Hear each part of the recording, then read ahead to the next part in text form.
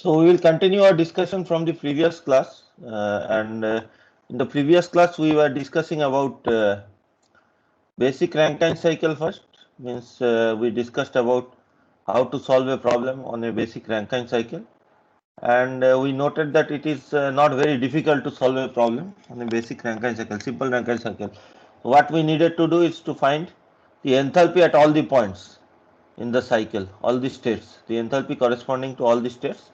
Once you can find the enthalpy corresponding to all the states, you can find out what is the net work output and the heat addition and efficiency out of it.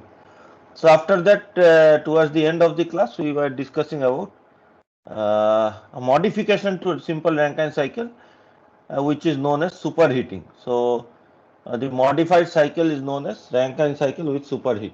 Okay. So this is the typical type of Rankine cycle that is used for power generation. So the simple Rankine cycle is not used. Instead, superheated Rankine cycle is used because of multiple advantages. What were the advantages? We had discussed that the efficiency actually is increased because the average temperature of heat addition is increased, and superheating also increases the quality of the steam at the exit of the turbine. Okay. So what is superheating? Superheating is the process in which you take the steam from its saturated vapor state in the boiler to a higher temperature state. So you take the steam beyond the saturated vapor state. You keep on heating the steam once it has reached saturated vapor state, and you keep on heating it at constant pressure. So it goes to superheated state. So from 2 double dash, which is saturated vapor state, it goes to 3, which is superheated vapor state. So this additional process is known as superheating. So now the steam goes to the turbine at a superheated state. The inlet to the turbine is at superheated state 3, and then the process in the turbine is isentropic expansion as before. Okay, and because the line has shifted towards the right hand side, the quality of steam at the exit of the turbine increases. You get more vapor and less liquid at the exit of the turbine, okay, which is good, and the efficiency also increases because the average temperature of heat addition has increased. Previously, the heat addition temperature was 2 to 2 double dash. Okay, now because it has gone to 3, it increases the average temperature of heat addition, and as a result, efficiency actually increases. Okay. If heat addition occurs at a higher temperature, we know from basic thermodynamics that for a heat engine, the efficiency increases if the temperature of heat addition increases. And the efficiency can be calculated as before. So efficiency is given by net work output divided by heat addition at high temperature. So which is equal to H3 minus H4. So work output from the turbine minus H2 minus H1 work input to the pump divided by H3 minus H2 work output heat input to the boiler. And again we can solve any problem just by drawing the cycle and finding out the values of H1, H2, H3 and H4. So once you can find the value of H1, H2, H3 and H4, we can find out the efficiency and any other associated parameters. The only difference while solving the problem is that instead of using the saturated table to find the state at the turbine inlet, we need to use the superheated table. Okay, we will see an example today or maybe in the next class how to find the value of enthalpy from the superheated table. Any question regarding the superheated Rankine cycle? Otherwise, we will continue and go through some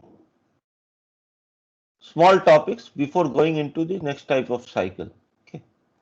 So one of the small topics is that from basic thermodynamics, you know that Carnot cycle is the most efficient cycle for heat engines. Okay. Carnot cycle. What is the Carnot cycle? Does anybody remember? Can you say what are the processes in a Carnot cycle?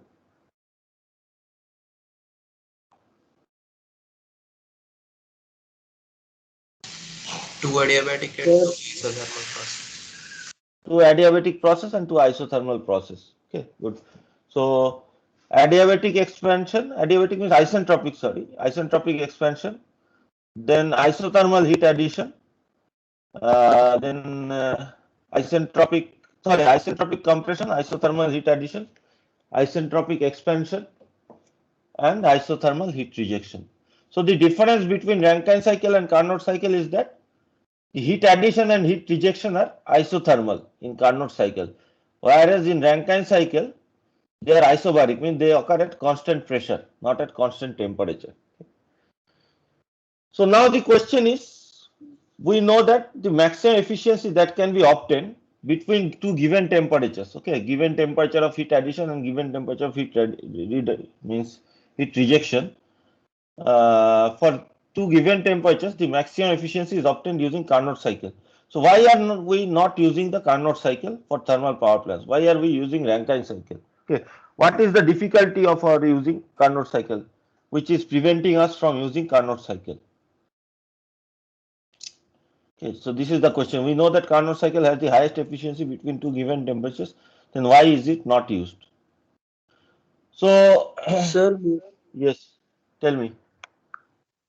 Sir, maybe because like in Carnot cycle we need this adiabatic and isothermal conditions just after one another, and but in the smaller engines we can still make the process near to the adiabatic or isothermal condition. But in the power plant, which is a very big case, maybe we cannot do adiabatic and isothermal too fast. So that's why maybe we are not using it. It's a good point. Okay, it's related to the correct answer. It's a good point what you have raised. So generally, what will happen if it is a diabetic process is there, it is going to be a very fast process. Means very less time for heat transfer. Whereas for a isothermal process or near isothermal heat addition is almost impossible. Okay, so whenever you add heat to a substance, its temperature is going to increase, right? And whenever you remove heat from a substance, its temperature is going to decrease. The only way you can make it isothermal while adding heat is that the process is infinitely, means it occurs over an infinite period of time, means it's an infinitely slow process. Slowly you are adding heat, so that you are adding it so slowly that the temperature can be still maintained at a constant temperature. So now you have to have a process where one process is very fast and one process is very slow, okay, to get near isothermal process, which is not possible in a cycle. Means very fast process, very slow process, very fast process, like this. Okay, but there are other reasons also. Okay, so there are other ways to do a isothermal heat addition. What is the other way of doing isothermal heat addition? If the heat addition occurs only within the two phase region, okay, within the saturation curve, means while only boiling is occurring. In that case, at a constant pressure, temperature also remains constant, right? And we can easily have boiling at constant pressure. So if that occurs, we get isothermal heat addition. Okay. So let us try to draw a Carnot cycle for this water system, okay, steam system, water steam system. So if we draw a Carnot cycle, it looks like this. From 1 to 2, we have a isentropic compression. From 2 to 3, we have a isothermal heat addition. From 3 to 4, we have isentropic expansion. From 4 to 1, we have isothermal heat rejection. Okay. So why we are limited to this process from 2 to 3? Why not go beyond this point 3 or below this point 2? Because if we go beyond this two phase region, the heat addition process will not remain isothermal. Okay, like the heat addition process will become similar to this. So to keep the heat addition isothermal, we have to restrict ourselves within the two phase region. Similarly, heat rejection also has to be restricted within the two phase region, but it was anyway restricted within the two phase region previously also. So the heat rejection was anyway isothermal. Okay. So now if this is the cycle, we should get the maximum efficiency, okay, for a given temperature range. So then what is the difficulty with this cycle? Can anyone say what are the difficulties with this cycle? This is difficult to achieve in practice. One point already you have raised correctly. I have also explained that one process needs to be very fast, process needs to be very slow. So difficult to achieve in practice. So heating is limited to the two-phase region. Okay. Otherwise, non-isothermal heating will occur, as it is very difficult. Means it is almost impossible to have isothermal heating outside the two-phase region because of the reasons we have discussed. Okay. Now, if this is limited, heating is limited to the isothermal region, one point is that the quality of steam at the exit of the turbine will be very poor. Okay. It will be very poor. Quality of steam is going to be very poor because you cannot go to the superheated region. Your exit from the turbine occurs at a point where there is lot of liquid water still present. Okay. Second point is the most important point, is that you need to compress the mixture at a state which is a mixture of liquid and vapor. Okay. In the Rankine cycle, we were compressing fully liquid from 1 to 2. Okay. Here we have to compress a mixture of liquid and vapor. So it is not fully vapor also. So doing this compression process is very difficult to achieve in practice. Okay. If you use a compressor, compressors generally deal with vapor or gases. Okay. And pumps deal with liquid. To increase the pressure of a two-phase mixture is very difficult. We cannot use a compressor properly to compress this mixture. Okay. So the compression of two-phase fluid is not practical, and heating is limited to the two-phase region. Quality of steam at turbine exit is low. Then the other point is that, let me just open this, keep this open. It is also difficult to maintain the condenser outlet at a given quality. Okay. So for this process to occur correctly, you need the condenser outlet to be at this point 1 exactly. Okay.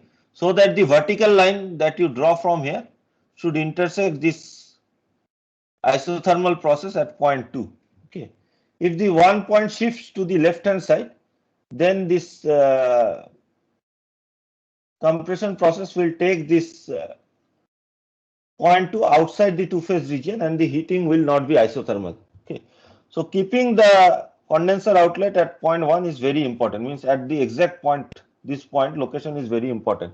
And in real life, it is very difficult to achieve. Although you can design thermodynamically based on heat transfer calculation, but in real life, to make the condenser outlet at a particular mixture of liquid and vapor is difficult.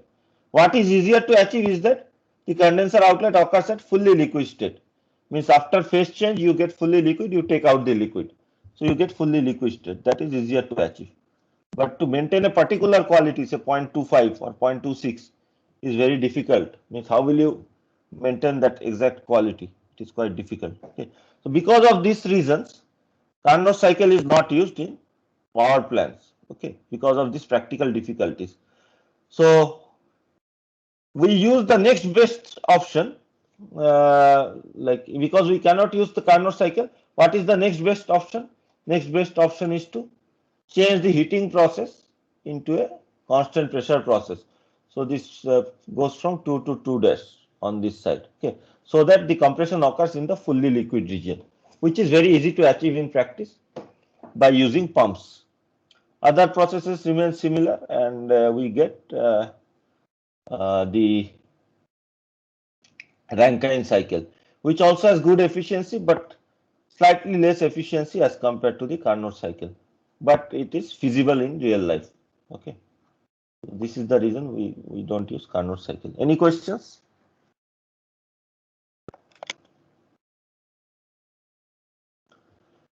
So let us go to another small point.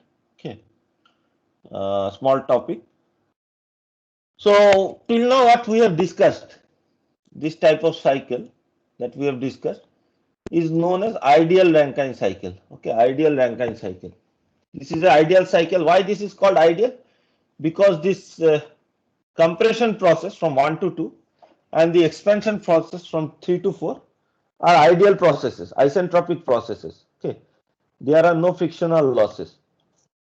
Similarly, there are no pressure losses from 2 to 3 in the boiler, and there are no pressure losses from 4 to 1 in the condenser. We have ignored those losses. Okay, but in real life, there will be frictional losses in the pump from 1 to 2. Very small amount of frictional losses will be there in the pump, but in the turbine, there will be considerable frictional losses from 3 to 4.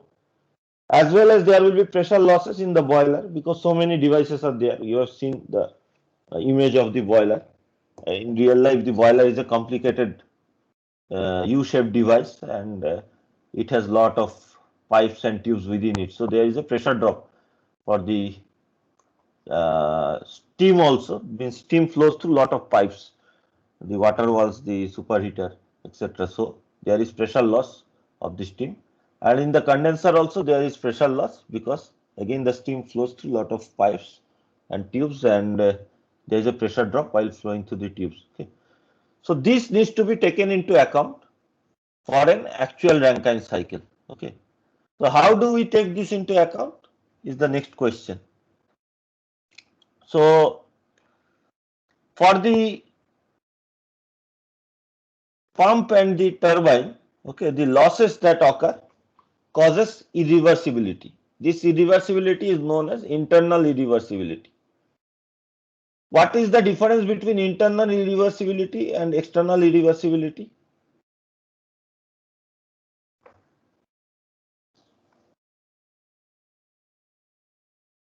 When will we call a process internally irreversible? Means when will a process will say there is flow through a pipe, okay, and in addition to this there is heat transfer over the pipe wall, so that the liquid that is flowing through the pipe is also getting heated.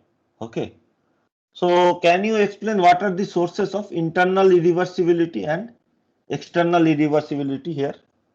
Flow through a pipe which is getting heated.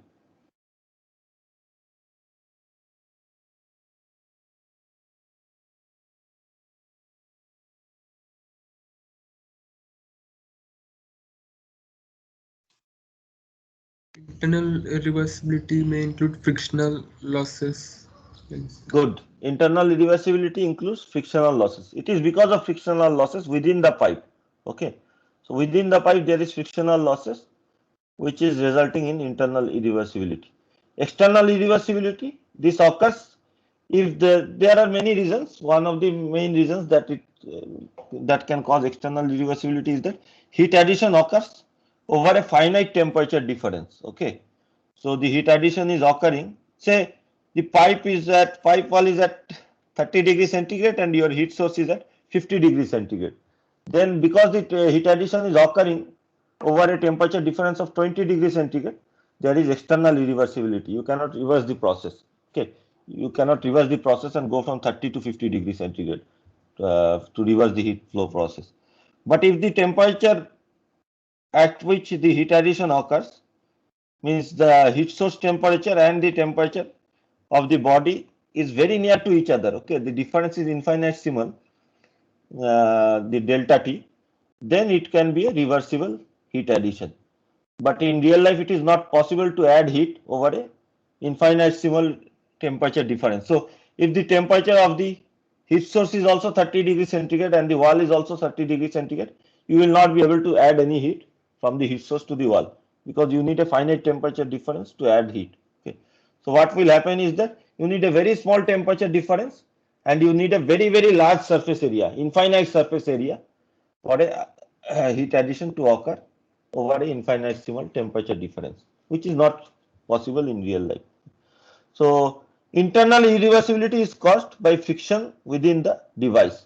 So for pump, there is friction within the device, which causes increase in entropy. Irreversibility means there is an increase in entropy. Okay. So what happens is that the pump still pumps the fluid from pressure P1 to pressure P2. Okay. The pressure goes from the same pressure, say 10 kPa to 10 MPa. But instead of being a vertical line, I will increase the size for a minute here.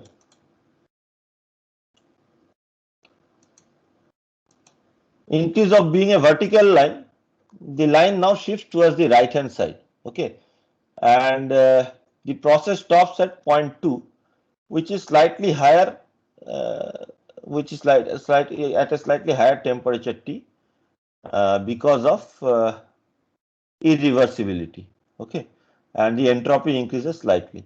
The pressure remains same. Pressure at the pump exit remains same.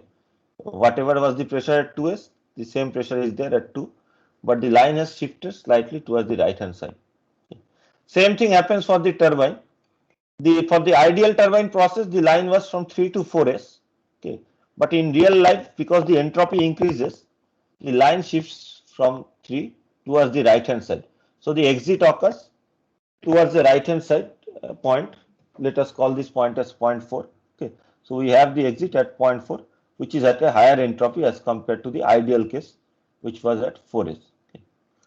So to take this into account, we need to define efficiencies of these devices. Okay, these efficiencies are called as isentropic efficiencies.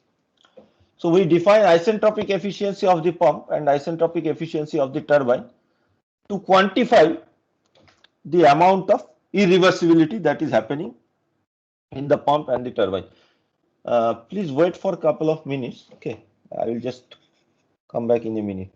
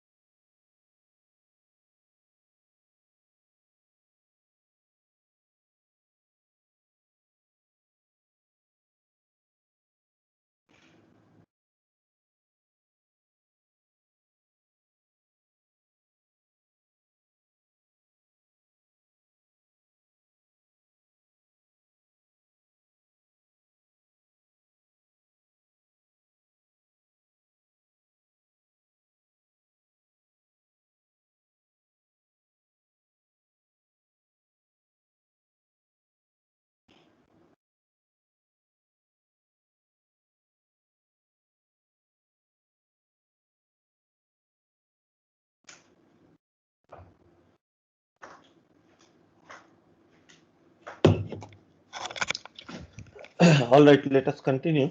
Can you hear me? Yes, sir. Okay. So I was discussing that we need to use or define isentropic efficiencies of the pump and the turbine to account for this irreversibility, okay, internal irreversibility. So how is this isentropic efficiency of the pump defined? It is defined with respect to, so it is the ratio of the ideal work input that was required. Ideally, if the process was isentropic, we would have required less amount of work. Okay, so ideal work input was H2S minus H1.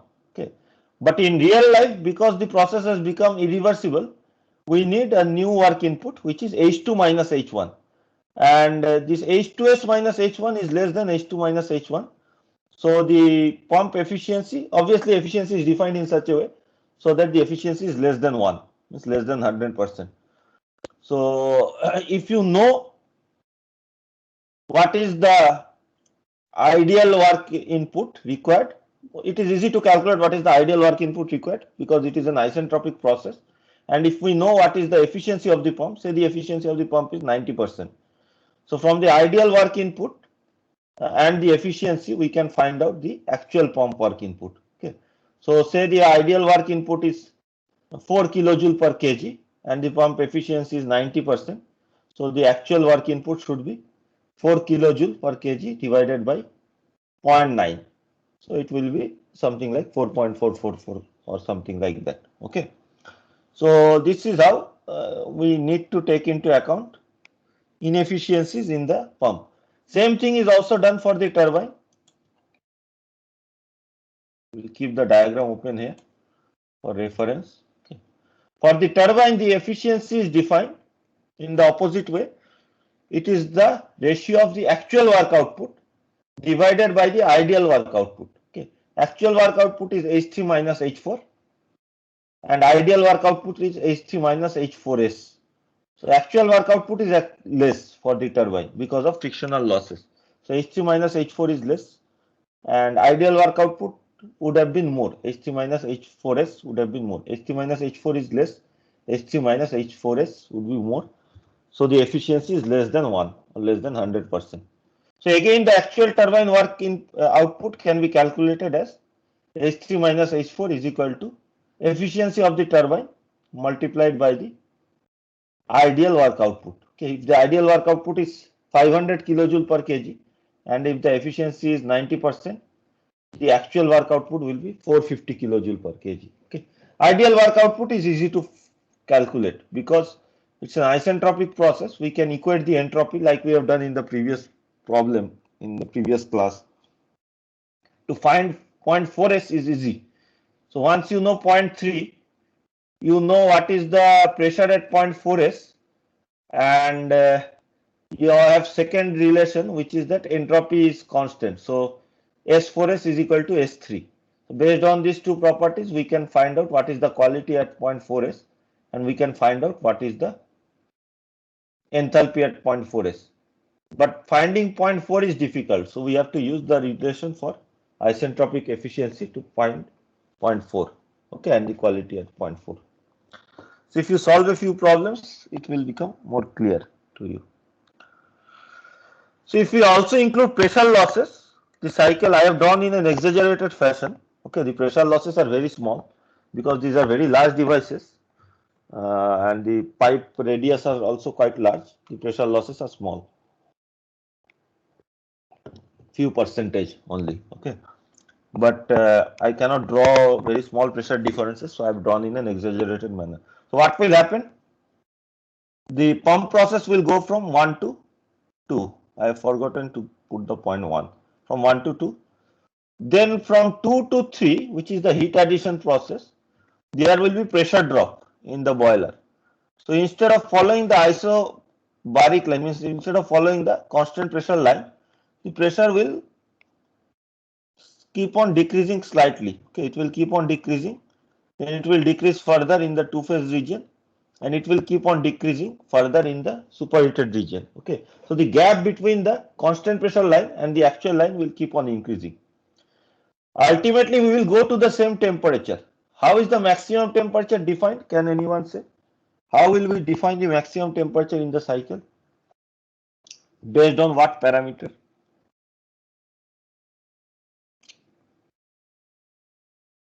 We have not discussed this. We have forgotten to discuss this.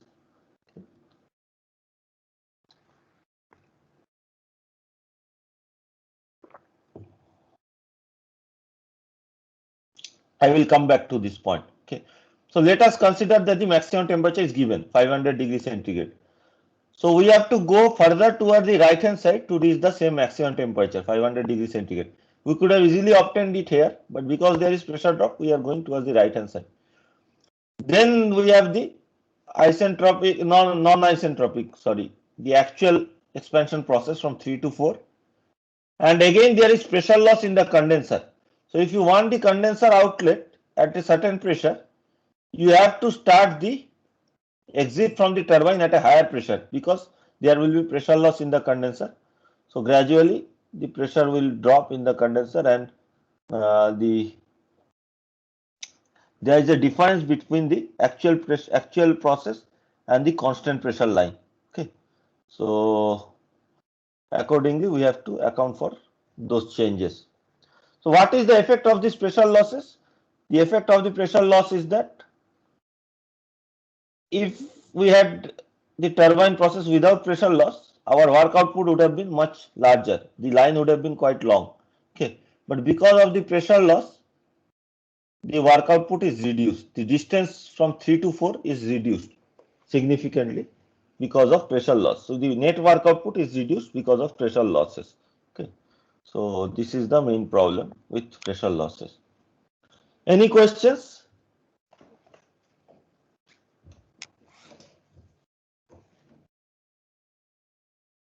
I hope you are understanding. If you feel that you are not understanding something, feel free to ask any questions. Okay, don't be hesitant. So now, one thing that we have forgotten to discuss is that how these points are determined. Means for this ideal cycle. Yes. Question?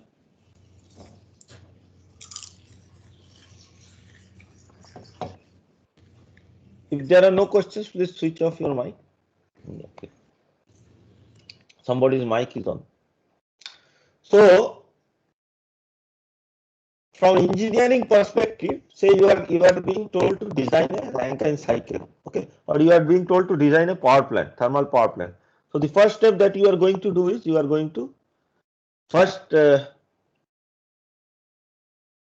develop or design a Rankine cycle based on which the power plant will be developed. So to design this Rankine cycle, you will need to assume certain parameters based on which we will have the limits of the Rankine cycle. So what are the engineering parameters which are generally known to the designer? Okay. So one thing that is known or that is taken as given is the maximum temperature in the cycle. Okay, the maximum temperature that can be obtained in the cycle. This is governed by the material of the turbine blades. Okay, so the expansion in the turbine starts from 0.3 and goes towards 2.4, right? So at the inlet of the first stage of turbine, you have very high temperature steam.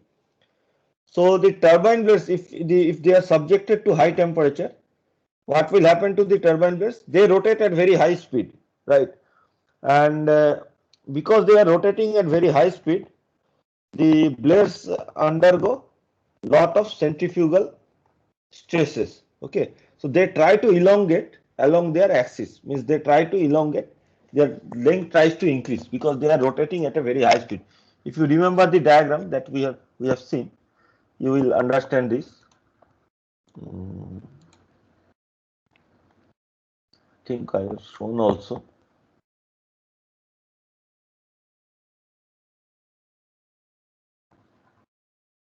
Now I don't know whether I have the PPT here.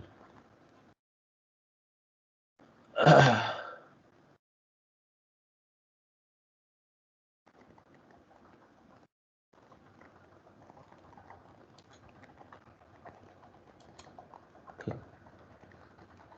So this is how the turbine blades look like. They are arranged in a circle and they rotate with the shaft at a very high speed. Okay, each of these vertical line is a blade and they are connected at the top with a shroud. Okay. So the blades are rotating at very high speed and they tend to elongate because of this high speed and high stresses. So at high temperature, the strength of these blades is reduced. Okay, and there is a phenomena which is known as creep, which increases at high temperature. So at a constant stress, more elongation occurs at high temperature because of creep. And if there is elongation, what will happen if the blades become too long? They will strike the casing and there will be catastrophic failure. Okay. So the blade material is actually a very important aspect of turbine design, and lot of research goes towards the design of the blade material and blade cooling. Okay, there are cooling channels within the blade, and the blade material is also very important. These are based on super alloys. So the maximum temperature in the turbine is determined by the blade material. What is the maximum temperature that can be sustained in the blade? So in older days, means say few decades back, the maximum temperature was much less, say 400 degrees centigrade or 450 degrees centigrade. Nowadays we can go to 600, 650 degrees centigrade also for steam turbines. Okay, we can go to but pretty high temperatures, pretty high superheated state for steam turbines because of improvement in the blade quality.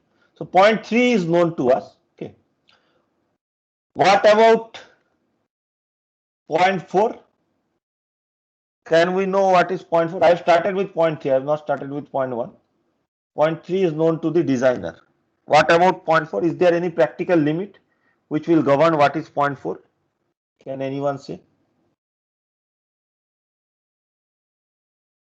If point 3 is fixed, what is say point 3 is fixed? Okay, not only the temperature but the pressure is also say fixed. How is the pressure fixed for point 4, point 3? Based on practical considerations, means the maximum pressure that can be sustained by the boiler within the safety limits. So if we say that 100 atmospheric pressure is the pressure which can be sustained by the boiler within the safety regulations, then that is the pressure that will be used. Obviously, you can increase the boiler pressure by making the boiler parts more thick and increasing the material thickness, but that will increase the cost of the boiler and increase the weight and means capital cost of all the, not only the boiler but also all the pipes also need to be thick to sustain this kind of high pressure. So there is a practical limit to the pressure also. So based on the limit to the pressure and temperature, point 3 is fixed. So if point 3 is fixed, what is known about point 4? What parameter is known at point 4? So point 4 cannot go below 4s point, the line 4.1. Okay, forget about this. Forget about this. Okay, just consider the ideal cycle. Forget about the real cycle. We are just considering the ideal cycle. Okay, for this discussion. So point 3 is known for the ideal cycle. So I am just trying to discuss how the engineer designs a cycle based on say which parameters are known to him. Okay, so how will he select what should be the turbine temperature? How will he select what should be the condenser temperature? How will he select what should be the pressure in the boiler, pressure in the condenser? So all these parameters arbitrarily it cannot be selected, right? So for the turbine we have discussed that it is selected based on the turbine blade material and the pressure is selected based on the maximum pressure that can be sustained by the boiler and the pipes. Okay, so point 3 is fixed. Now the next question is how is the designer going to fix point 4? Okay, so what is known at point 4 for the ideal cycle? Temperature. Temperature is how is it known? It is not known because say I Entropy want is known, sir. entropy is known, right? Entropy is known. Temperature is not known because somebody may say that I will not stop here. I will continue this process like this. Okay, and my process will go like this. Sorry for this line quality, but I can also have a process like this. This is also a Rankine cycle, and this temperature is lower. Entropy remains same as 3. Okay, so entropy at this point and 3 is same, even at this point and 3 is same. So entropy is constant, but how to quantify or fix the temperature or pressure? Based on what parameter can we fix the temperature? Can we go to arbitrarily low temperature? What will happen if we decrease the temperature here? Temperature or pressure in the condenser? What will happen to the efficiency of the cycle? Will it increase or decrease? Say this light blue line that I have drawn. Does this cycle have more efficiency as compared to the deep blue line that was already there? Or does it have less efficiency? Maybe less efficiency. Light blue line has less efficiency. Why? Sir, quality of steam which we obtained at turbine exit will be less. But that is not the only criteria, right? So for heat engines, you have studied in thermodynamics. How do we define efficiency for say ideal heat engine Carnot cycle? efficiency in terms of temperature, how do you define? Do you remember? It is 1 minus TL by TH. 1 minus temperature, lower temperature means temperature of heat rejection divided by temperature of heat addition. Okay. So for Rankine cycle also it can be defined in a similar way. 1 minus mean temperature of heat rejection divided by mean temperature of heat addition. We will see that it can be defined in a similar way. So because the temperature of heat rejection is lower, the efficiency is higher, and you can see that from the graph also. Okay. So the graph actually gives you a good picture of what is the efficiency. Okay. So what is the heat addition? Graphically, what is the heat addition in this? From 0.2 to 3. So how can you quantify graphically the heat addition from 0.2 to 3? In the TS diagram, what is heat addition? All this is basic thermodynamics. Area under the curve, right? Area under the curve. Heat addition is integral of TdS. Okay, area under the curve is integral of TdS. So area under the curve gives you the heat addition. Okay, so for this entire area. What about the heat rejection from 0.4 to 1? That is area under the curve from 4 to 1. Okay.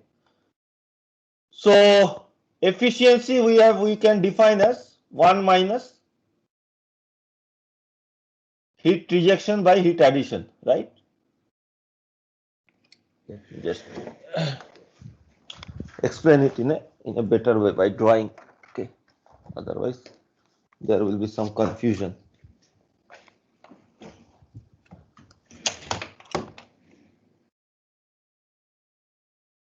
Just a second. These are very basic fundamental things, but should be clear to you based on thermodynamics. Maybe you guys have forgotten. Okay. So say this is a Rankine cycle.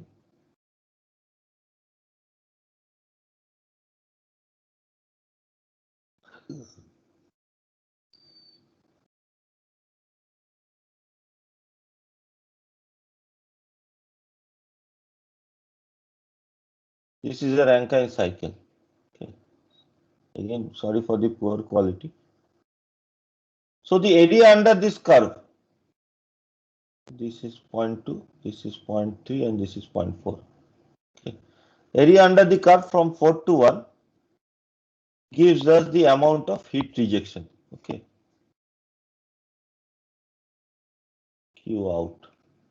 And area under the curve from 2 to 3 gives us the amount of heat addition. This entire curve.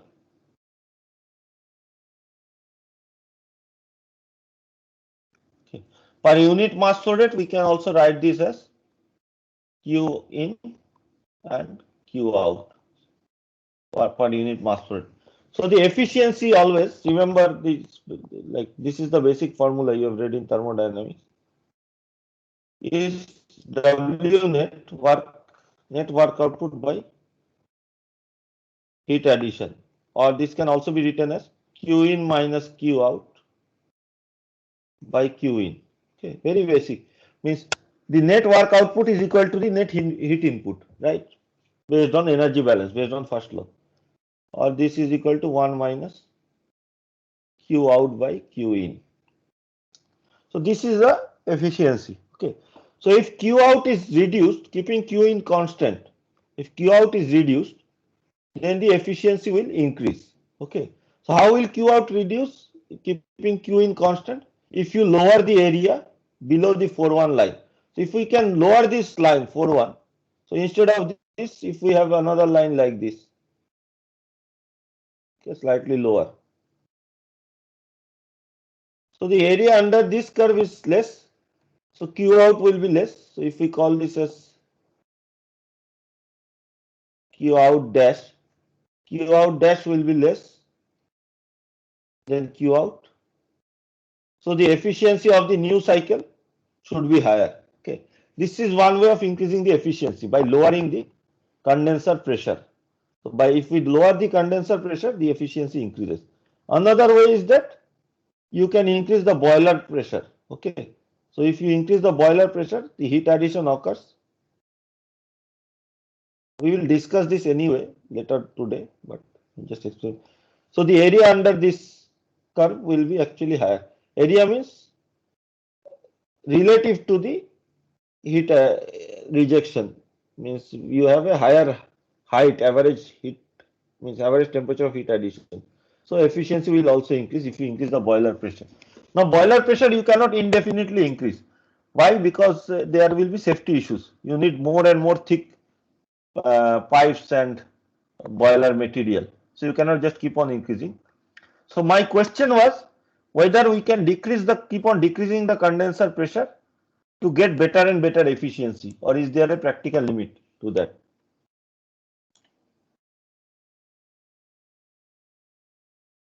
So don't go into this detail. Okay, just consider this simple Rankine cycle. Can we keep on decreasing the condenser pressure, or can you think of any practical difficulty? How will we fix 0.4 if you just consider this cycle? So entropy at 4 is known, but we need to fix another variable like pressure or temperature. So say if we fix the pressure, automatically temperature is known because it is in the two-phase region. So how will we know the pressure at this 0.4? Okay, or how will the designer determine the pressure at 0.4? Based on what? Means he has to select a pressure, so arbitrarily, but he wants to optimize the cycle. He or she wants to optimize the cycle so that maximum efficiency is obtained. So always the idea is that to keep the condenser pressure as low as possible. But can we go to very low pressure? What is the limit of the pressure? Think about from engineering perspective. So the quality of steam will decrease. That is one point. Yes, that is one point. That is true. But that is not the restricting criteria. Quality of steam will decrease, but the efficiency will still increase. Quality of steam decrease will cause other problem. It will cause erosion of the turbine blade. Means because there will be more liquid particles in the turbine because of reduced quality, it will cause failure of the turbine blade, but the efficiency will increase. So quality is not the only criteria. Quality can be increased by using, as we will see later, by using reheat stages. We can use another reheat stage, something like this, to increase the quality. There is Sir, another more important aspect. Pump work would be increased more, like we would have to It do will more. be increased, but you have seen a problem in the previous class. We have seen a problem.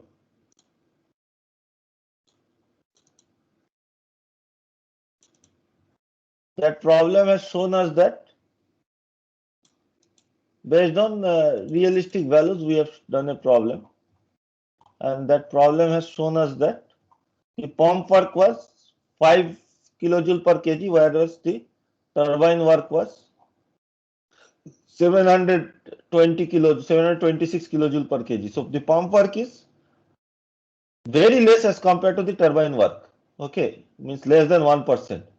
And we have discussed also extensively why this is the case. Because you are pumping a liquid, you are increasing the pressure of a liquid, and the work input is integral of VdP. This V, specific volume of liquid, is very less. So the pump work input is less. So now say even if this increases from 5 to 10, it is not going to affect the efficiency significantly. Okay, but the overall cycle efficiency will be increased very much because you are lowering this line. So your heat rejection will be much lower. So if heat rejection is lower, efficiency is lower, even if the pump work is increased, right? So because this heat rejection area is much lower, your efficiency will increase significantly.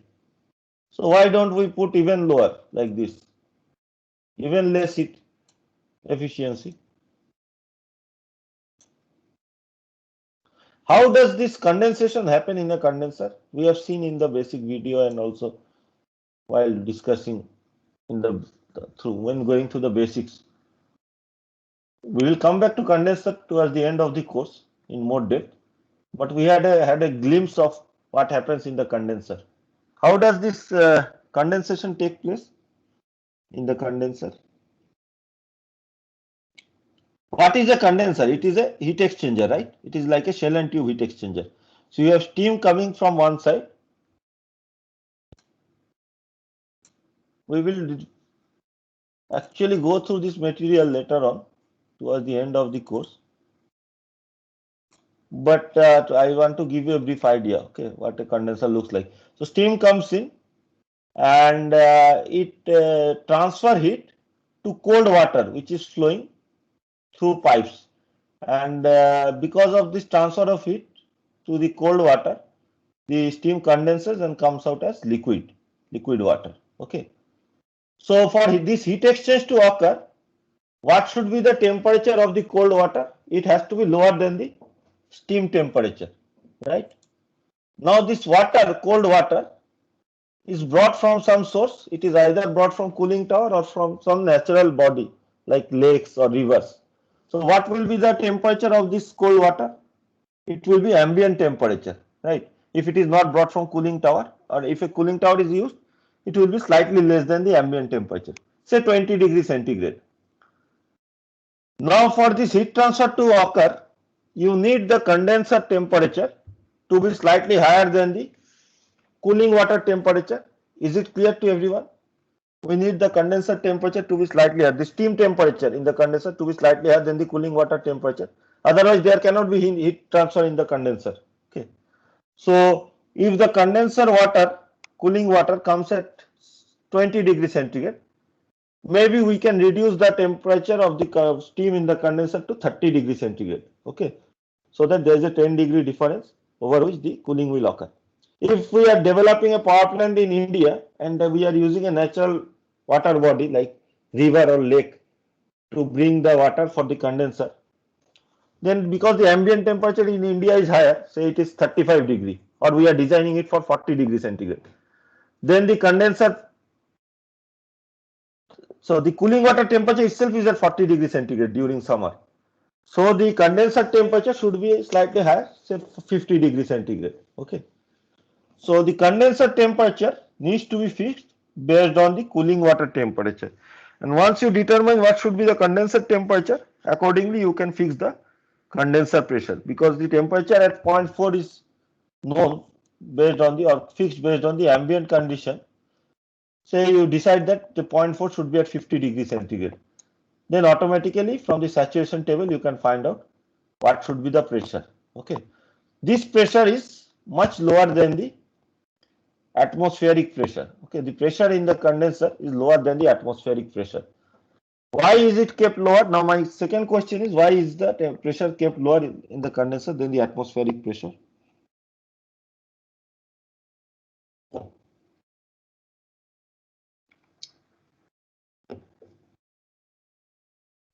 Think about this again in the same line like what I was describing just now. What will happen if the condenser pressure is equal to atmospheric pressure? Cycle will still run properly. What will happen to the efficiency? You guys are not reading at home. You have to read the material that is being discussed in the previous class. Otherwise, you will be just sitting blankly through the classes and won't understand anything, because all the material is continuous and you have to connect everything together. Means you cannot just go through the material and memorize. You have to think creatively and think about what happens in these processes.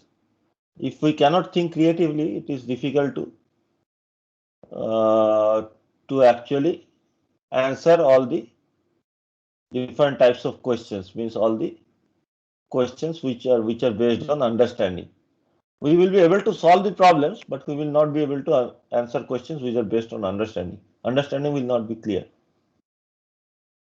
So for this you need to read the previous material. So for example, after today's class you should read all this material, so that in the next class whatever we discuss you understand properly. Otherwise it will be difficult to understand, because we will be continuing this material and there is connectivity between the previous material and the next material. So all these things should be very clear to you at this point, because at this point I am expecting that you have gone through the steam tables, you know the steam tables, know the saturation temperature table. I have also solved a problem. You have tried on your own also. You should have tried on your own that problem. So if the pressure is atmospheric pressure in the condenser, what is the efficiency? What happens to the efficiency of the cycle?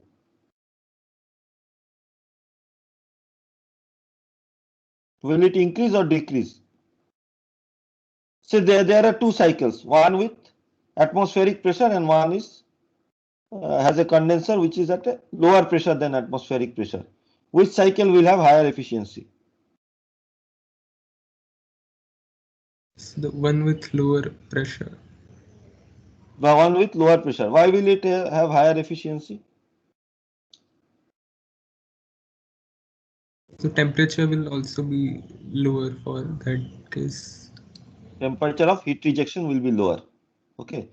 So if we design a cycle so that the heat rejection occurs at atmospheric pressure, what will be the temperature in the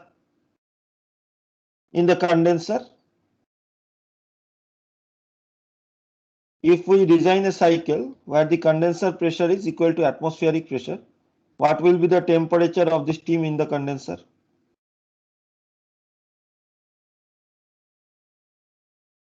Hundred degrees. 100 degrees centigrade, right? Why it is taking so much time to answer? Very trivial question. At normal atmospheric pressure, boiling temperature is 100 degrees centigrade. Boiling temperature means condensation temperature also. Means it's just the opposite process of boiling. So phase change occurs at 100 degrees centigrade at 1 atmospheric pressure. So at 1 atmospheric pressure, the temperature will be 100 degrees centigrade. But if we can decrease the pressure, we know that, so we can always design a cycle with 100 degrees centigrade as the condenser temperature.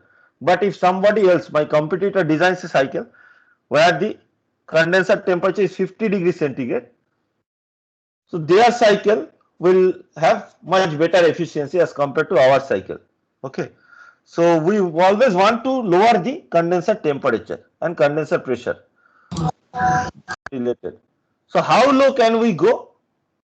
So this is determined by ambient condition. So if you are designing a thermal power plant for hot ambient condition, like say in India, you can go to a temperature say 40 degrees centigrade or 50 degrees centigrade depending on the ambient condition. But if you are designing a thermal power plant for a cold country, say you are designing it for Russia or say Norway, then because the ambient temperature is low, say the ambient maximum temperature that occurs is 5 degrees centigrade. So in that case, the condenser cooling water that comes to the condenser can be brought at 5 degrees centigrade. So I can keep the condenser temperature to be 15 degrees centigrade so that there is sufficient temperature difference for heat addition. So the power plant that will be developed there or designed there will have higher efficiency because of lower ambient temperature. Okay, because we can go to 15 degrees centigrade instead of 50 degrees centigrade as in India.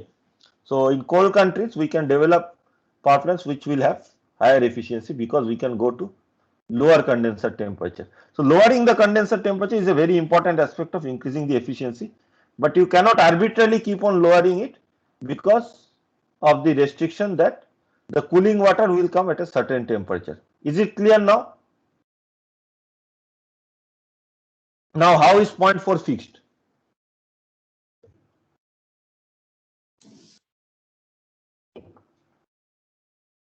Based on what two parameters will we fix 0.4?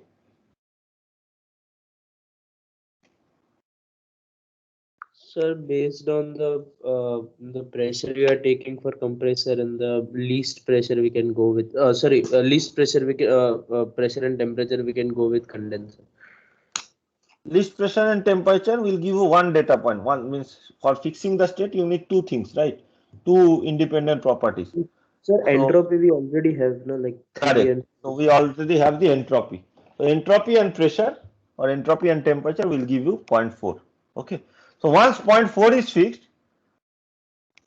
what is known about 0.1? Can we also fix 0.1?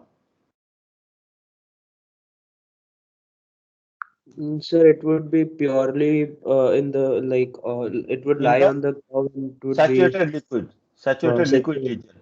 So once Yes. 0.4 is fixed, 0.1 is also fixed. Okay. And 0.2 is fixed because the boiler pressure we have decided, the designer has already decided what is going to be the boiler pressure, okay, based on the safety aspects. So If the boiler pressure is fixed, 0.2 will be at the boiler pressure vertically above 0.1, means because this is a isentropic process in ideal case. Okay, in real case we can always use the isentropic efficiency.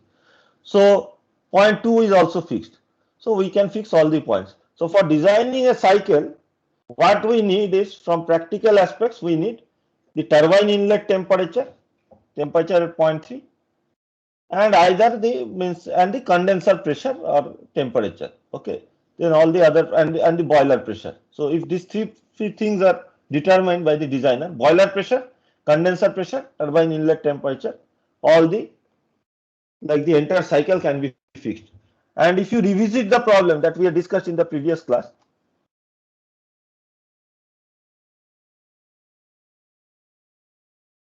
something like that was given. Okay, so consider a simple ideal Rankine cycle with steam as the working fluid. Steam enters at the turbine at saturated vapor state at 5 MPa pressure. Okay, so boiler pressure was given 5 MPa and turbine exhaust pressure is 50 kPa. This is the condenser pressure, 50 kPa. So this is realistic value because it is less than 100 kPa, less than atmospheric pressure. And what about turbine inlet temperature? How was it given?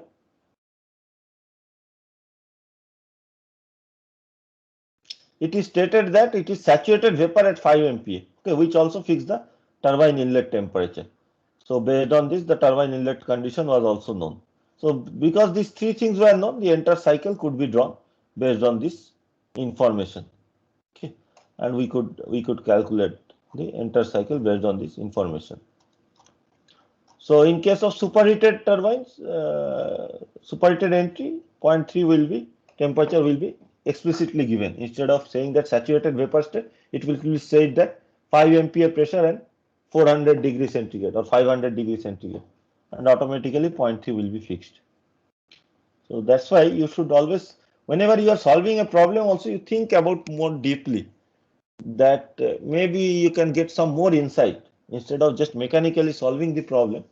Maybe we can gather some more insight while solving the problem. Okay, we can try to understand how the real life scenario occurs.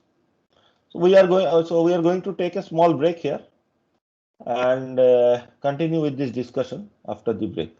Okay.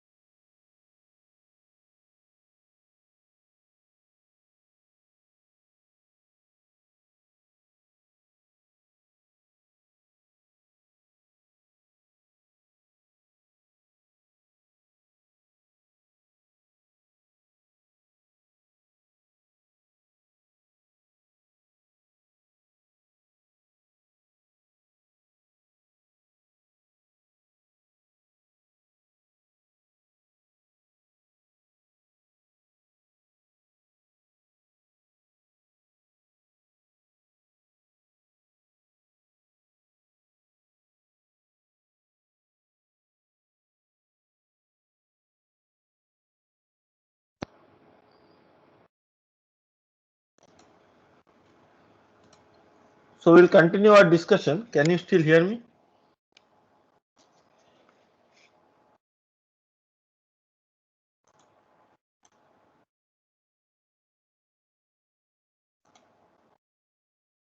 Hello. Am I audible? Yes, sir. Yes. Okay. Yes, sir. Is the screen visible? Yes, sir. Okay. So let us continue this discussion. Okay. Where were we? So we have discussed how actually the cycle is designed, means based on what parameters, and then we were discussing internal irreversibility and pressure losses. Okay. So this can be accounted based on the isentropic efficiencies of the pump and the turbine. Okay, based on the isentropic efficiencies. So apart from internal irreversibility, there is also something called as external irreversibility. We have briefly discussed. Okay. So this external irreversibility, what is the source? As I was saying, the source is heat transfer over a finite temperature difference. Okay, you must have read in basic thermodynamics again that heat transfer over a finite temperature difference is a cause of irreversibility. Okay.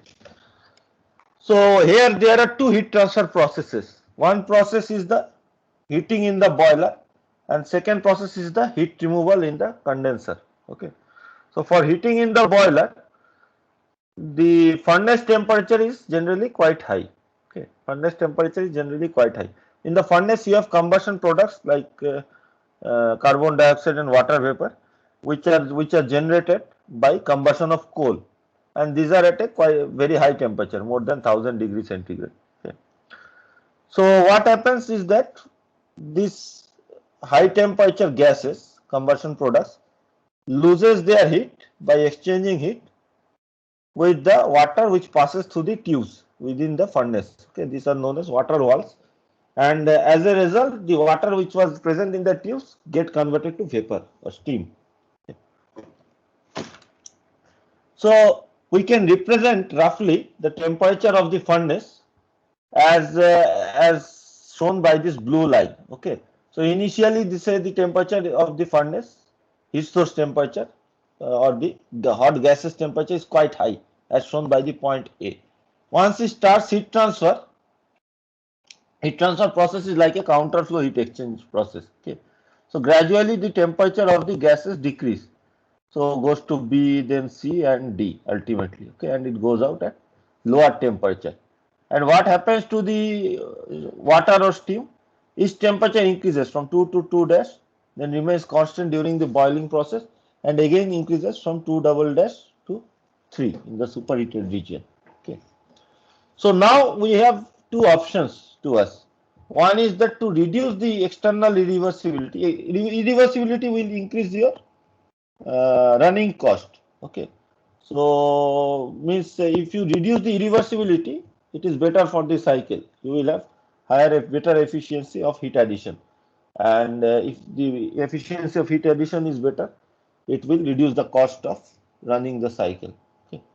So to reduce the irreversibility, what can be done is that we can reduce the temperature difference between the steam temperature shown by the red line and the heat source temperature, means gas temperature, shown by the blue line.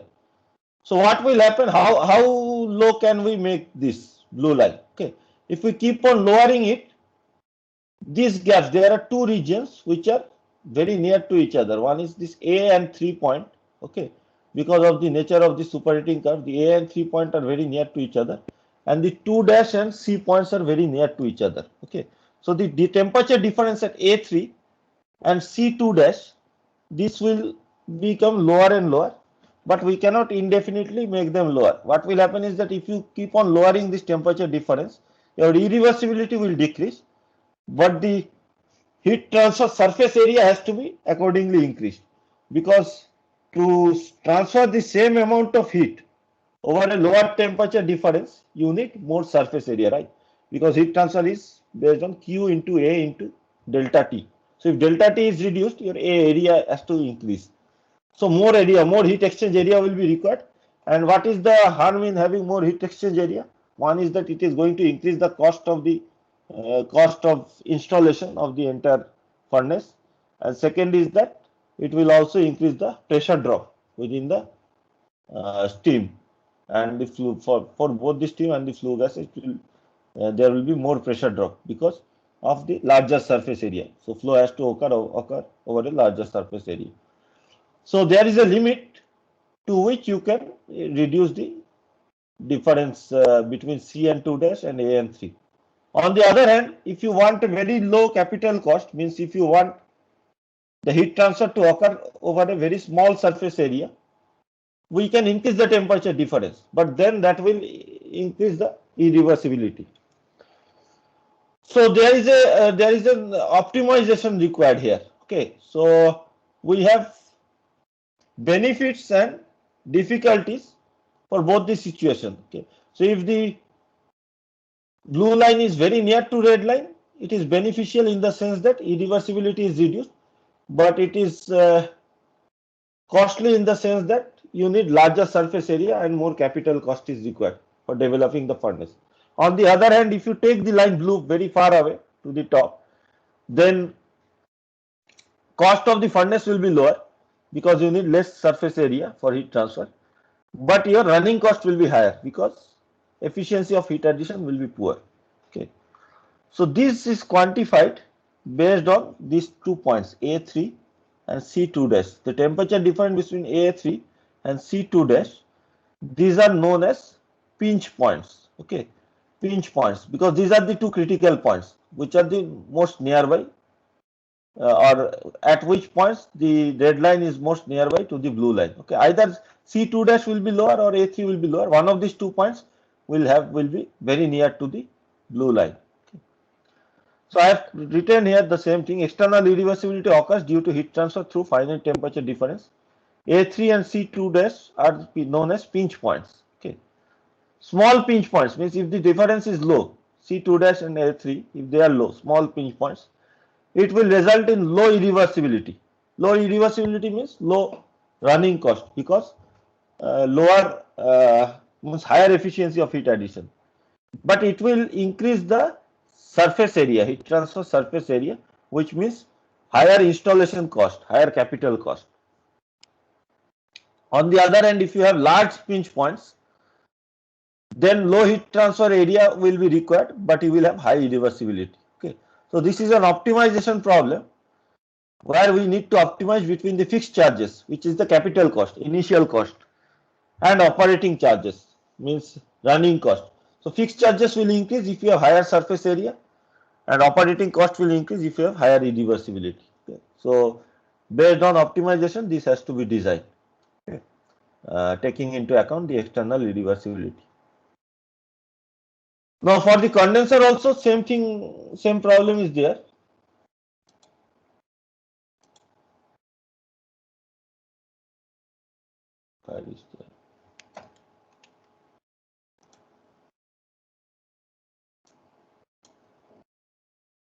For the condenser also same problem is there, but there is one difference. For the heat addition, the direction of heat addition has to follow a counter flow path, means the hot gases should exchange heat with the highest temperature fluid, okay, which is the superheated steam. Okay, if this is not the case, if you have the hot gases entering from the other side, the curve will look like this.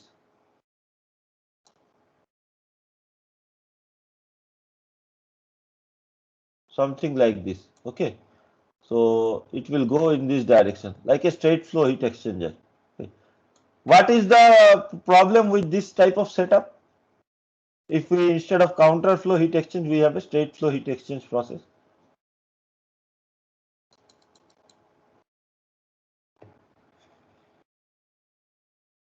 Say we keep the pinch point A3 same.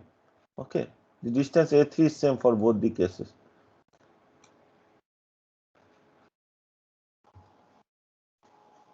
Which type of design should we use? This type or this type? Means straight flow or counter flow?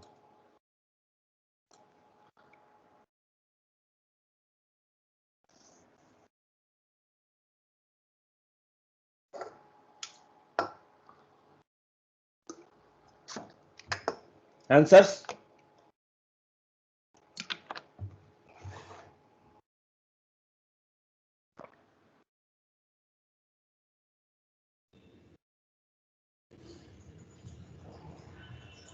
So counter flow arrangement will be better than parallel one. Yes. Counter flow is better than parallel. Why will it be better?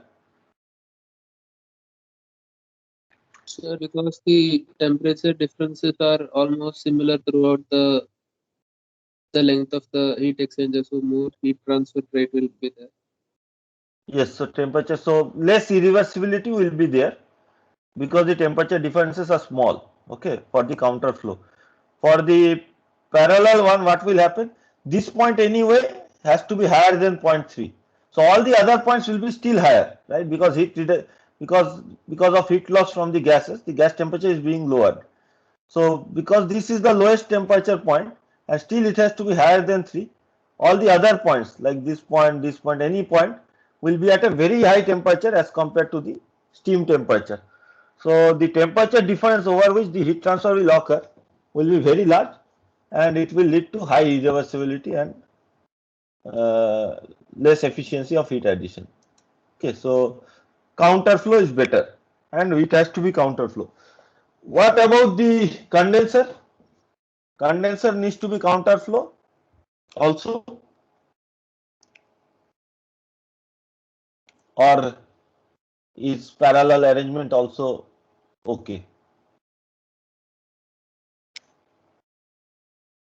Condenser, the red line is the steam temperature and the blue line is the water temperature, cooling water temperature. So in this problem that in this figure that I am showing here, the condenser water comes in a counter flow arrangement. It comes with low temperature and after exchange of heat with the steam, the temperature of the water increases by a few degrees centigrade and it goes out at a higher temperature, but still lower than the steam temperature. Obviously, it has to be lower than the steam temperature. So for this case, can we change the direction of water? Can we have a parallel arrangement?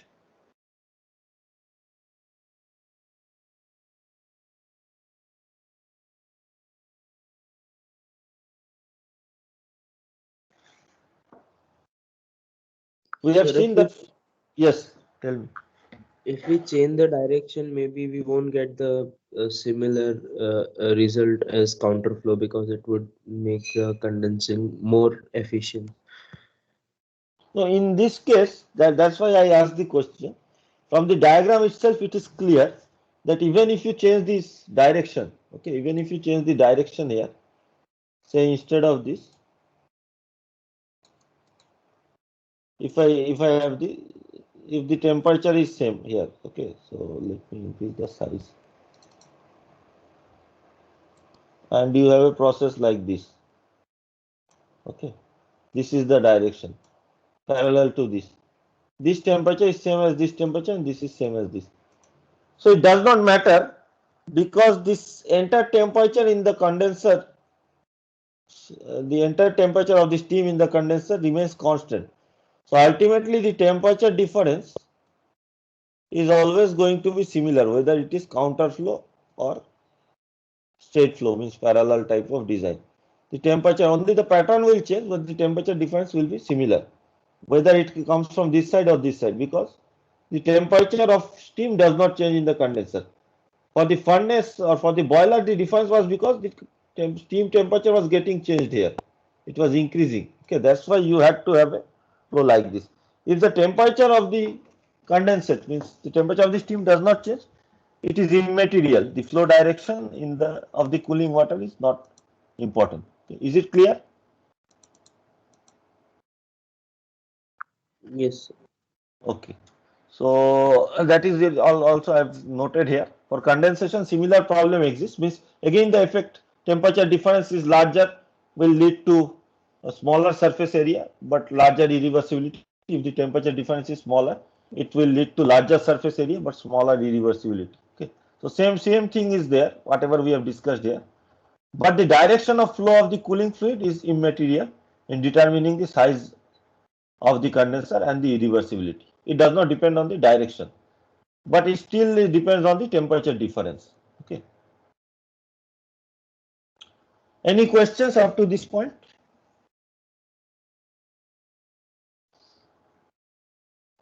Otherwise, we will move on to the next small point. Okay. So, which is the definition of mean temperature of heat addition. What is the mean temperature of heat addition? Let me just share these things with you guys, otherwise I will forget.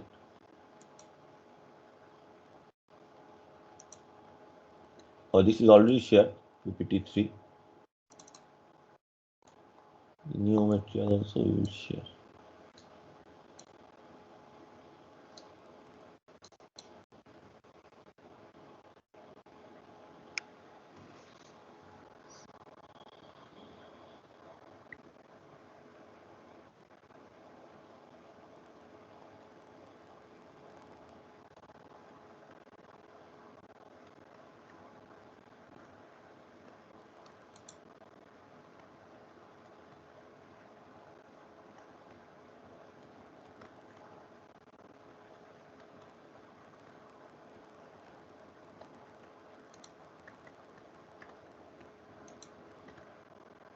Why this is so slow?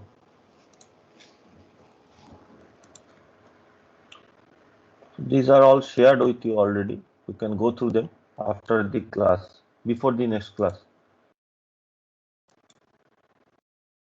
Be prepared before the next class. This is the additional material which we will discuss in the next class.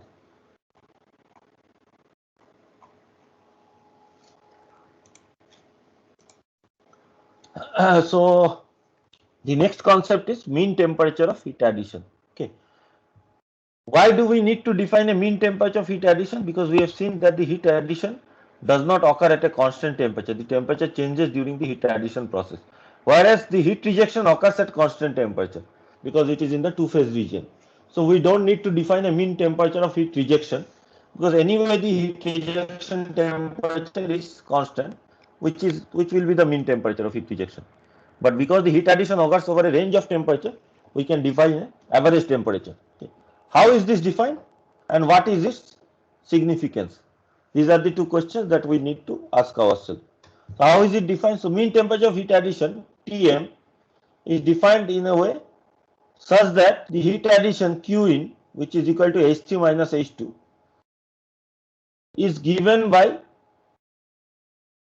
Tm into S3 minus S2. Okay. Or in other words, the area under the curve from 2 to 3, the area under the line from 2 to 3, okay, the area under the red line from 2 to 3 should be equal to the area under the blue line,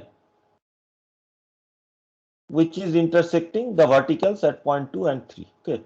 So the area under this blue line is the heat addition based on the mean temperature. This area should be equal to the area below the line 2 to 3. Okay. So this blue area can be calculated as T mean, Tm, into S3, entropy at point 3, minus S2, entropy at point 2. Okay, this is the area, Tm into S3 minus S2. So this is equal to the heat addition, H3 minus H2. Okay, or we can define Tm, mean temperature, as S3 minus H2 by S3 minus S2. Is this clear? Mean temperature of heat addition is the heat addition, total heat addition divided by the entropy change. Total heat addition divided by the entropy change. Okay, this will give us the mean temperature of heat addition. Because we assume that in that case, delta Q is equal to T into delta S. Okay, remember that dQ is equal to TdS.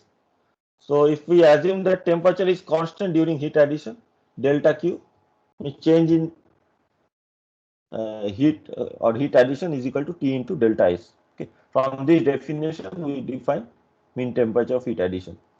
So its significance is that for the outlet process, okay, for the outlet process, means heat rejection process, Q out is given by H4 minus H1.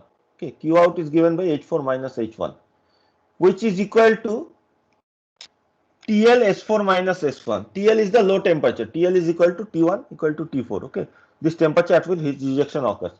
Let us call this as TL. It's a known temperature. It is equal to T1 or T4. Okay, so the heat that is rejected is equal to TL into S4 minus S1. The area under the line from 4 to 1. Okay, this is the heat rejection. Because S4 is equal to S3 and S1 is equal to S2, this is also equal to TL into S3 minus S2. Okay. This diagram, let us keep open. So now the Rankine cycle efficiency is given by, we have already discussed today, just today itself, that efficiency is 1 minus Q out by Q in. Okay. So efficiency is 1 minus Q out by Q in. Q out we can write as TL into S3 minus S2, and Q in we can write by this definition as Tm into S3 minus S2. So because S3 minus S2 gets cancelled, we are left with 1 minus TL by Tm. TL is known. TL is equal to T1 or T4.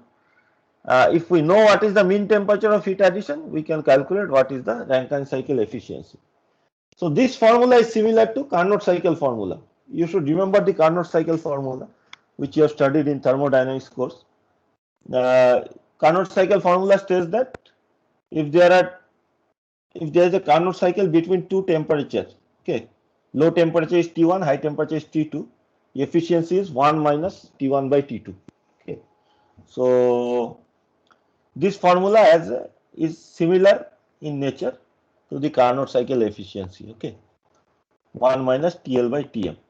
So now from this formula, so the significance of Tm is that based on this we can easily understand that if either TL is reduced, so if TL is reduced, what will happen to the efficiency? Efficiency will increase. If TL is reduced, this term will reduce, so 1 minus this term will increase. Okay, or if Tm is increased, then also the efficiency will increase. So either we have to reduce TL or we can increase Tm to increase the efficiency. Okay, this is clear from this definition of mean temperature of heat addition. So what is the way to increase Tm or what is the way to decrease TL? How can we increase Tm, mean temperature of heat addition?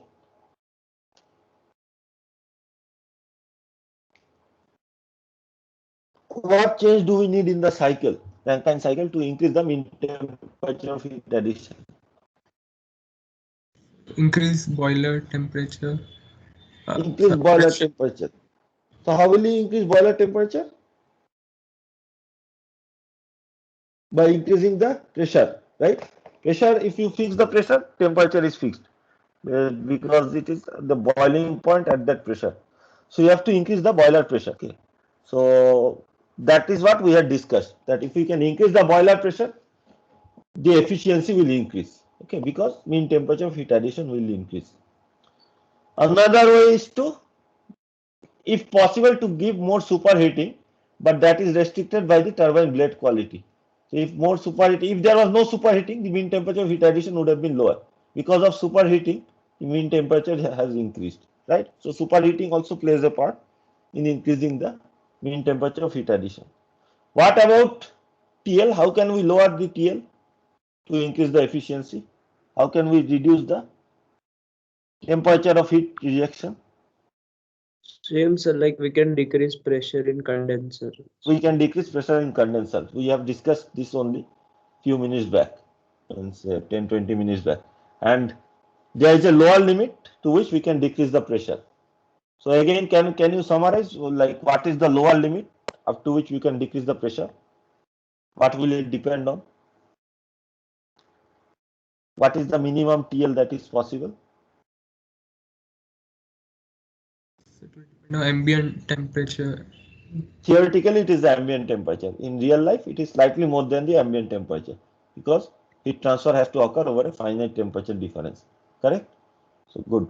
So This is the importance of mean temperature of heat addition. So we can always think in terms of mean temperature of heat addition also, whenever we think about efficiency of the cycle. So now, what are the ways to increase the efficiency of Rankine cycle? We have already seen a few ways. Let us discuss this again, okay? Because now we have understood some more material. Let us again revisit this. How to increase the efficiency of the Rankine cycle. One point already we have discussed extensively today is to decrease the condenser pressure.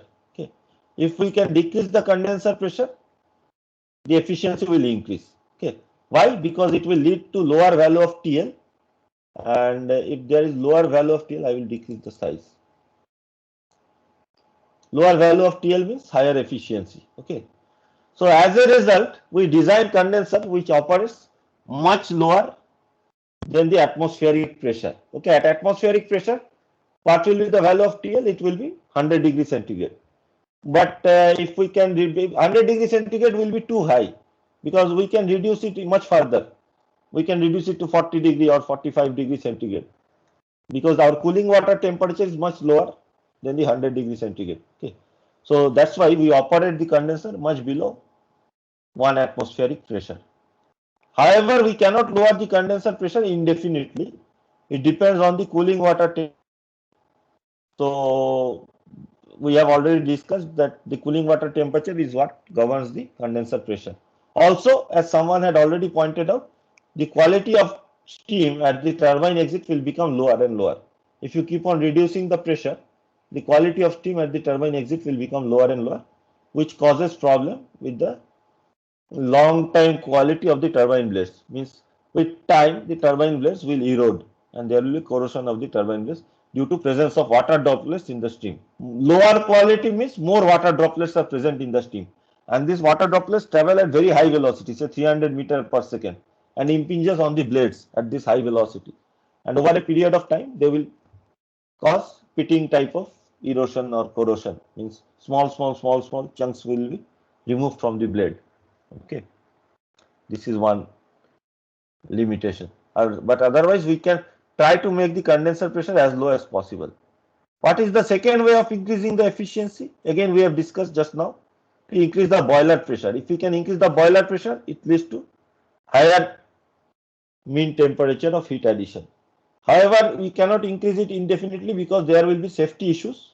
Okay, so you will need thicker and thicker material for the boiler as well as for the pipes and tubes. Okay, all the pipes and tubes which carries the high pressure steam will need thicker and thicker materials. Okay, pump work is not a very big issue. Even if you increase the boiler pressure, pump work will increase. But because it is so low, even if it becomes twice, then also it has negligible influence on the efficiency, overall efficiency. But the main problem is from safety and cost point of view, capital cost. Thicker pipes means much costly, much more costlier pipes. And the other point is that again, lower quality at turbine. This is turbine, not L. That dash of the L has traveled to this place. So lower quality at turbine exit. Again, if the boiler pressure is higher, remember that you have to keep the turbine inlet temperature same. You cannot arbitrarily change the turbine inlet temperature, because otherwise that will cause problem with the means turbine blades. So if you increase the boiler pressure, say I follow this line.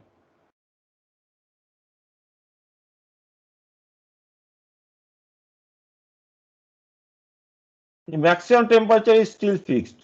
Okay, this maximum temperature is still fixed. This is governed by the blade temperature. So you have to stop at this point only. You cannot go like this. Okay. So if this happens, the quality of steam at the turbine exit will become lower. Again, the same problem will be there. Okay. This is another issue. The third way to increase efficiency is to superheat the steam to a high temperature. Again, this is limited by the turbine blade material. Superheating will increase the mean temperature of heat addition, but this is only possible up to the limit set by the turbine blade material. Okay. You cannot indefinitely superheat. So these are the three main ways. Apart from this, there are two major changes that can be done to increase the efficiency. One is known as reheating and second is known as regeneration. Okay, reheating and regeneration. So this we will study in more details, reheating and regeneration. So with these changes, we can significantly improve the efficiency of the cycle. Any questions up to this point? So these are the 5 ways to increase the Rankine cycle efficiency. Okay. Apart from things like, so these are the ways to increase the ideal Rankine cycle efficiency. For real Rankine cycle, we also need to reduce the pressure, reduce the irreversibility, things like that. Okay. But for ideal Rankine cycle also, we can increase the efficiency. Theoretical limit can be increased based on these changes. Questions?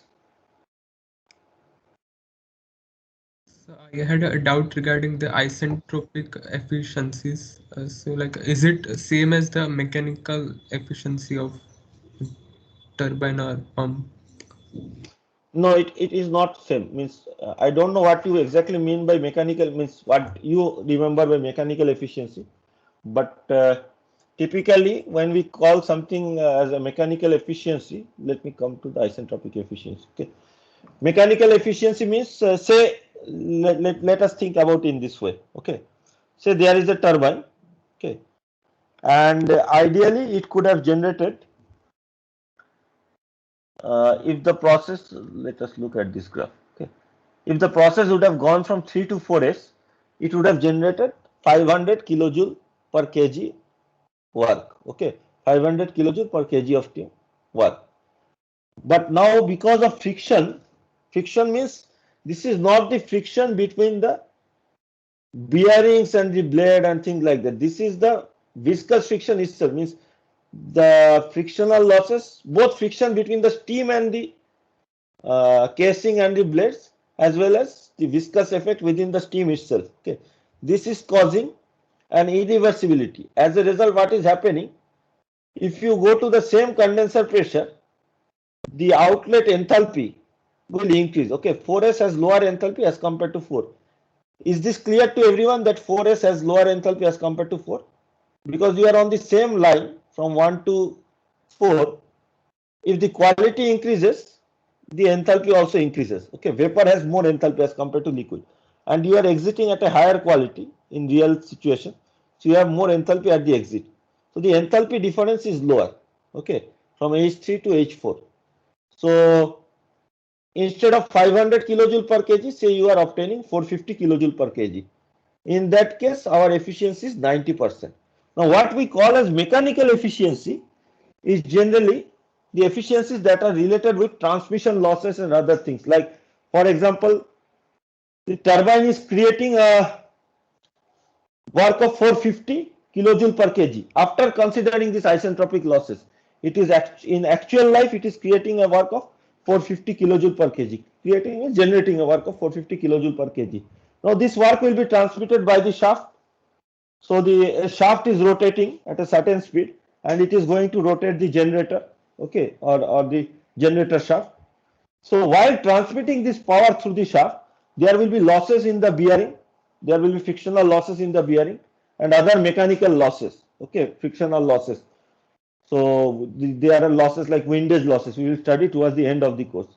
Like windage losses will be there, bearing losses will be there. So these extra losses will reduce the work that is available in the generator from 450 to a slightly lower value, say 430 kilojoule per kg. So this change that has occurred from 450 to 430 is accounted for using mechanical efficiency. Okay.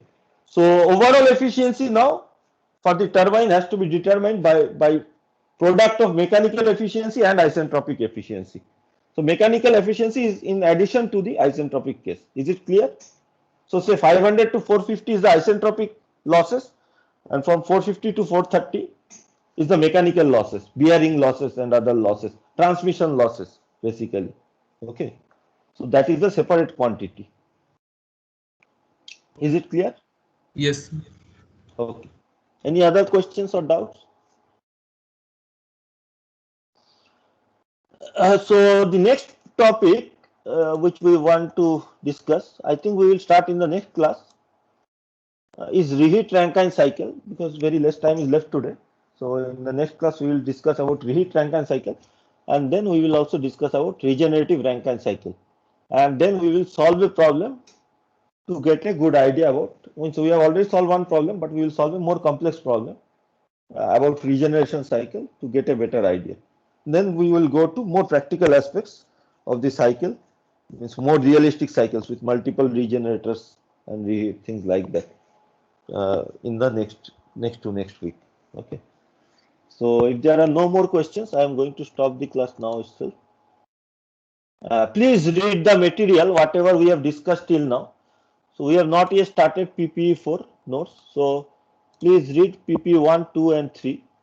And you can again revisit this steam tables, thermal power plant slides, and the video also. Okay. What is this thermal power plant slides?